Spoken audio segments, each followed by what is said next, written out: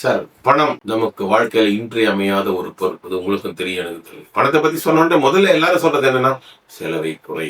நீங்க வெளியில போறீங்க, செலவு குறை. இது வாங்குறீங்களா, கம்மியா வாங்க. இப்படி எல்லாம் சொல்லிட்டே இருப்பாங்க. ஆனா நான் யாரும் சொல்லாத ஒரு விஷயத்த சொல்றேன். அது என்னன்னா, நாளைய செலவை குறைக்கணும். நாளையே வர்ற செலவை எப்படி சார் இன்னைக்கு குறைக்க முடியும்? இது யாரும் சொல்லாத ஒரு விஷயத்தை நான் சொல்கிறேன். நாளைய செலவை இன்னைக்கு எப்படி சார் குறைக்க முடியும்? வழி இருக்கு. இந்த வழியை நீங்க ஃபாலோ பண்ணீங்கன்னா நாளைக்கு வர வேண்டிய செலவை, நாளைக்கு வரக்கூடிய செலவை இன்னைக்கே குறைத்தீங்கன்னா, நாளைக்கு பிரச்சனையான ஒரு நேரத்துல இன்னைக்கு நீங்க பண்ற இந்த சின்ன வித்தை அது உங்களை காப்பாற்றும். சோ நாளைக்கு ஒரு பெரிய பிரச்சனை பண விஷயத்துல மாட்டாம இருக்கிறதுக்கு நான் சொல்றேன், இந்த வித்தை உங்களுக்கு காப்பாற்றும். இது சின்ன சின்ன ஒரு விஷயம் தான், எல்லாம் தெரியாதது ஒண்ணு கிடையாது.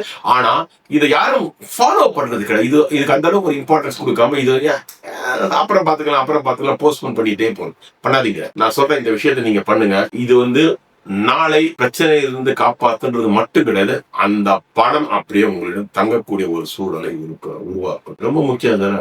நாம சம்பாதிச்ச பணம் நம்மகிட்டே இருக்கணுமா இல்லையா, இன்னொருத்தர்கிட்ட கொடுக்கலாமா? கொடுக்கவே கூடாது. அப்படி கொடுக்கக்கூடிய ஒரு சூழல் அதை தவிர்க்கணும். அதை தவிர்க்க வேண்டியது என்னென்ன மெத்தடாலஜி, என்னென்ன விஷயம் நம்ம பண்ணணும் அப்படின்னு தெரிஞ்சுக்கணும் இல்லையா. அதை தெரிஞ்சுக்கக்கூடிய ஒரு லாங் வீடியோ நான் ரிலீஸ் பண்ணிருக்கேன். அதோட லிங்க் நான் டிஸ்கிரிப்ஷன்ல கொடுத்துருக்கேன். கிளிக் பண்ணி பாருங்க, உங்களுக்கு விளக்கும். ஓகேங்களா? நன்றி.